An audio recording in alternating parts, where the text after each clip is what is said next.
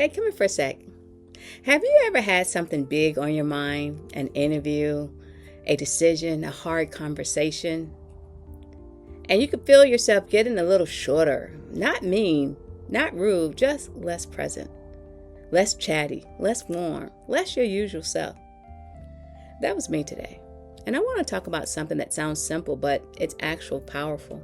Empathy, or at least kindness. Especially when you're preoccupied, stressed, or trying to hold yourself together.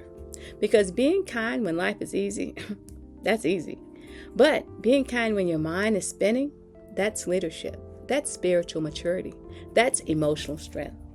So today, I'm going to share the job hunt update, a nervous system reset I used today that helped me. And then we'll get into how empathy can actually become a strategy for your next chapter. So stay with me.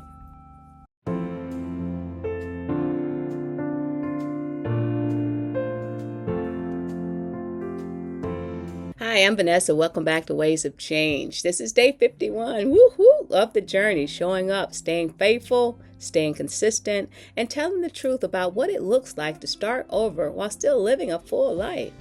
If you're in any kind of transition, career pivot, relocation, reinvention season, this episode is for you. And if you've been here for a while, you already know we don't do perfection over here. We do progress, we do presence, we do peace, one practice at a time. Okay, so before we get into the empathy, the tenderness, the whole how do I stay kind when I'm stressed conversation, let me give you the real life job hunt update.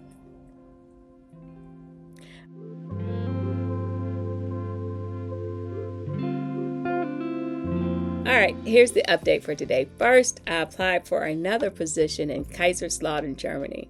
This is one with the U.S. Army. If you're new here, yes, I'm still pursuing overseas locations with intention, one application at a time, one door at a time. And while Germany is still on the vision board, today also reminded me that sometimes life will tap you on the shoulder from a totally different direction. Second, I interviewed for a position in California.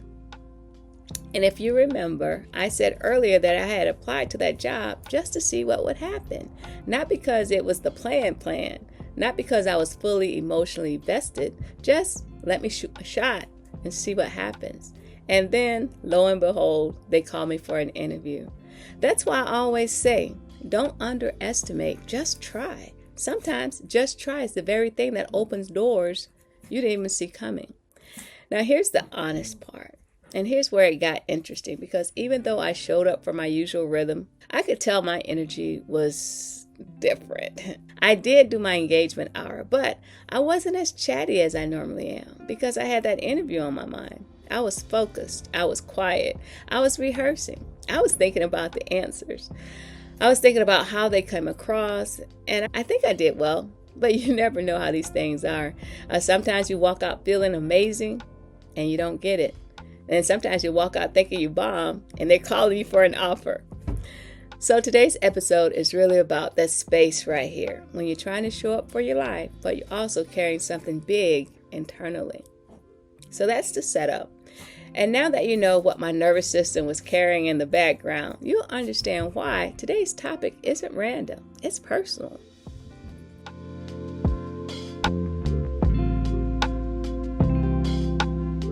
And that brings me to today's topic, empathy towards others, or at least kindness. Because when you have an interview on your mind or pressure on your shoulders, your nervous system can go into the me mode real quick. Not selfish, just survival. And when you're in survival, it's easy to become emotionally unavailable without even realizing it.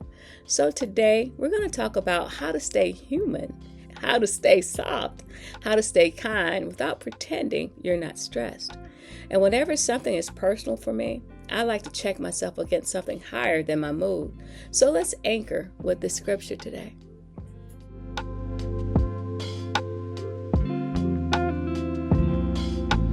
Our scripture today is Ephesians 4:32.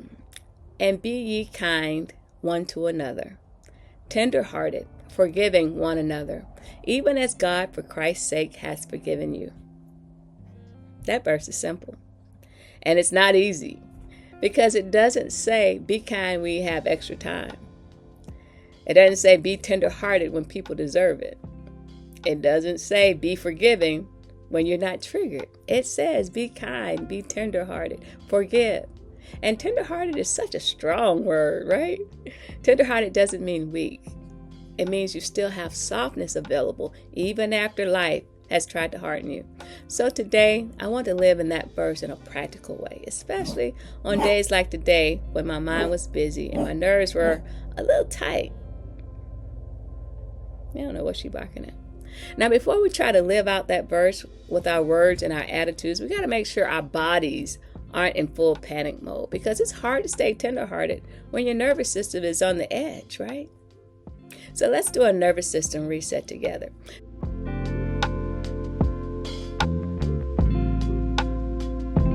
Today, I practiced the therapeutic sigh. I did, and it genuinely helped. Here's how it works. You inhale through your nose, a normal inhale, and then at the top, take a second short inhale, and then let it out through your mouth, longer than the inhale. The second inhale opens up the lungs a little bit more, and the long exhale tells your body you're safe enough to soften. So let's do 3 rounds. Round 1, we're going to inhale, top it off, long exhale. Inhale, top it off, long exhale. Last one, inhale, top it off, long exhale. Great, great. Are your shoulders lower? Is your chest a little less tight? This is important because empathy is harder when your nervous system is in flight or fight. Kindness requires capacity, and capacity starts in the body. Okay, do you feel that shift? Even if it's small, it still counts. Because now we could talk about empathy from a regulated place, not a reactive one.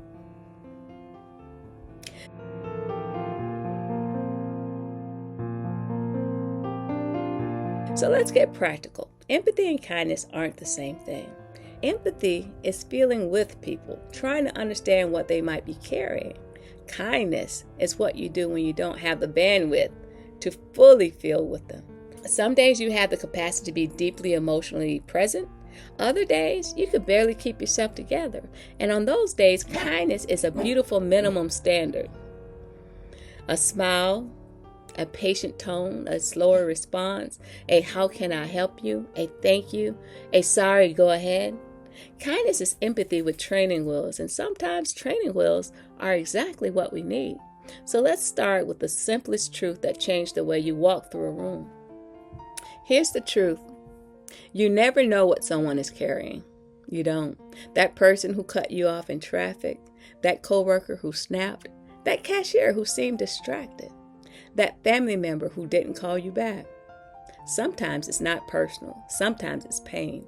And empathy doesn't mean you accept poor behavior. It means you don't add extra heat to a situation that's already burning. So here's a simple practice for you. Before you react, simply ask, what might be true for them right now? Not to excuse, just to soften your interpretation. Because interpretation is often what fuels your nervous system. And the more you practice softer interpretations, the more regulated you become.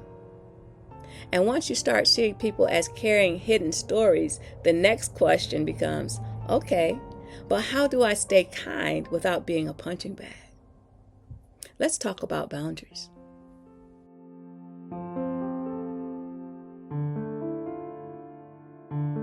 Let me say this clearly. Kindness is not the same thing as being a doormat. You could be kind and still say, I can't do that. That doesn't work for me. I need a moment before I respond. Let's visit this later. Kindness is not the absence of boundaries. Kindness is boundaries delivered without cruelty. And for those of us in transition, job searching, interviewing, rebuilding, there's often this internal pressure that makes us impatient. Yeah? I don't have time for extra things. I'm stressed. I'm trying just to keep up. But here's the twist. Kindness is not extra. It's energy protection. Because when you're harsh, reactive, or dismissive, even unintentionally, you carry that emotional residue. Kindness keeps your spirit clean. And here's the part we don't always say. Sometimes the real reason we can't extend kindness outward is because we've been ruthless inward.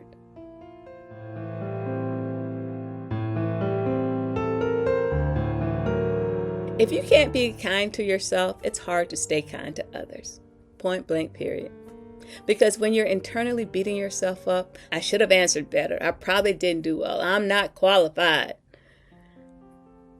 That self-judgment becomes the lens you view everyone through. So today I'm practicing empathy towards myself too. Because after that interview, I could have spiraled, but instead I reminded myself I showed up. I prepared, I did my best. The outcome is not fully in my control. Self-kindness is what gives you kindness to spare. So let me bring it back to today because this isn't theory for me. This showed up in real time in my own behavior. Let me circle back to what I noticed today. I did my engagement hour, but I wasn't as chatty because my mind was on the interview. That is so normal. That is human. And here's the takeaway. Empathy is also letting yourself have an off day without turning it into a character flaw. I wasn't fake. I wasn't cold. I was focused.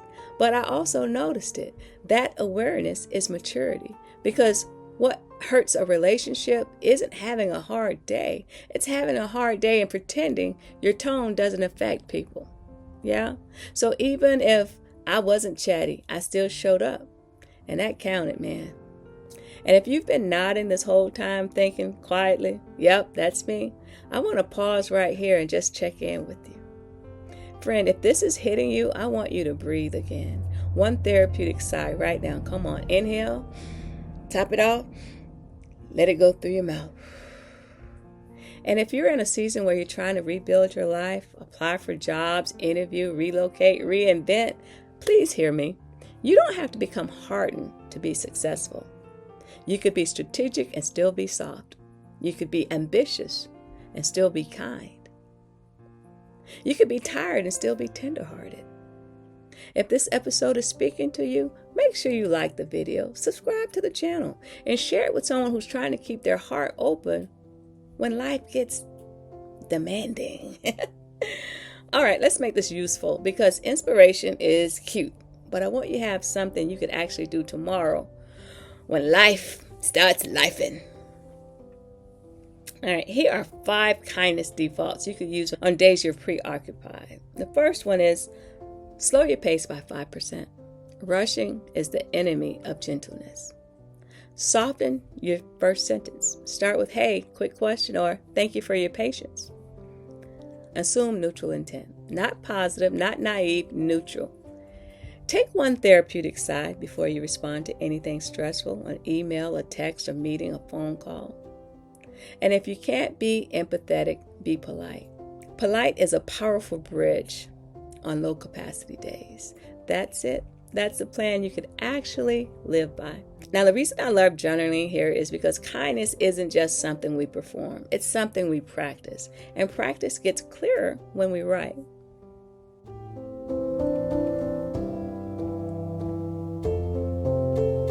All right, let's land this plane with journaling. If you're driving, just listen and come back later. If you're home, grab your notebook, grab your journal, grab a piece of paper, whatever you got. Journal prompt number 1. Where in my life am I running low on emotional capacity? And what would it look like to give myself grace without lowering my standards? Journaling prompt number 2. When I'm stressed, what's my default? Withdrawn, snappy, people-pleasing, over-explaining, silent? And what is one kinder default I could practice instead? Journaling prompt number 3. Who do I need to extend a small act of kindness towards this week? Someone else or myself? And what's one specific action I could take within 24 hours? All right, friend. Today's scripture was clear. Be kind, be tenderhearted. Not because life is easy, but because your heart is part of your calling. I'm proud of you for staying for the full episode. If you're still with me, drop me a comment, tenderhearted, so I know I'm not doing this alone. Thank you for joining me today. I appreciate you. I'm Vanessa, and this is Ways of Change. I'll see you tomorrow for day 52. Bye now.